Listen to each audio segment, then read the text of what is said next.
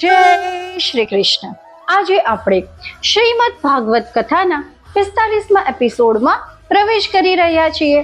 આ એપિસોડમાં આપણે સાંભળશું ગોવર્ધન પૂજા અને અન્નકૂટ ઉત્સવની દિવ્ય કથા, જે ભગવાન કૃષ્ણના ભક્તિ, સેવા અને પ્રેમના સંદેશને ઉજાગર કરે છે।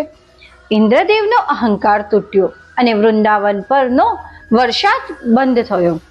બધા ગોકુલવાસીઓ ગોવર્ધન પર્વતની નીચે સુરક્ષિત રહ્યા હતા।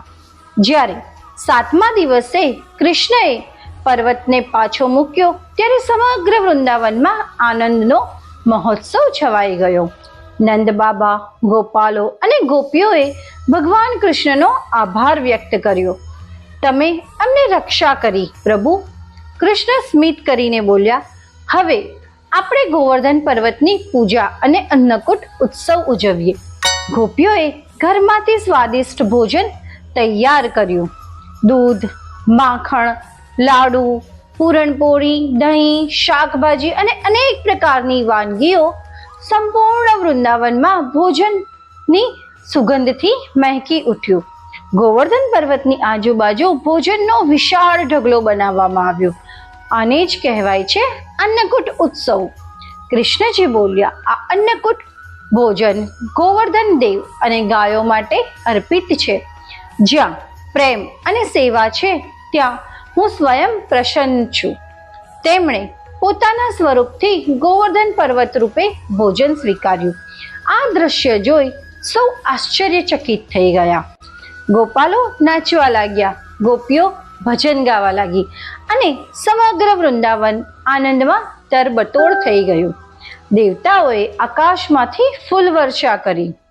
આ પ્રસંગ આપણને શીખવે છે કે ગોવર્ધન પૂજા, ભક્તિ, પ્રકૃતિ અને ગાયોની સેવા પ્રત્યેની કૃતજ્ઞતા છે। અન્નકૂટ ઉત્સવ આપણને શીખવે છે કે ભોજન અને સમૃદ્ધિનો વ્યવહાર પ્રેમથી થવો જોઈએ। જ્યાં ભગવાનનું સ્મરણ છે ત્યાં દરેક કાર્ય યજ્ઞ બની જાય છે। આગામી એપિસોડમાં આપણે સાંભળશું કૃષ્ણજીના વૃંદાવન પ્રસંગો પછી મથુરા તરફનો સંકેત, જ્યાં કંસના અંતનો સમય નજીક આવી રહ્યો છે।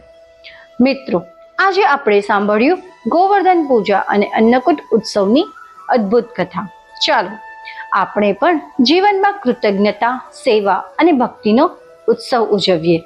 માટે જ ચેનલને સબસ્ક્રાઇબ કરવાનું ભૂલશો નહીં। લાઈક કરો અને આ દિવ્ય સંદેશ અનેક ભક્તો સુધી પહોંચાડો। જય શ્રી કૃષ્ણ।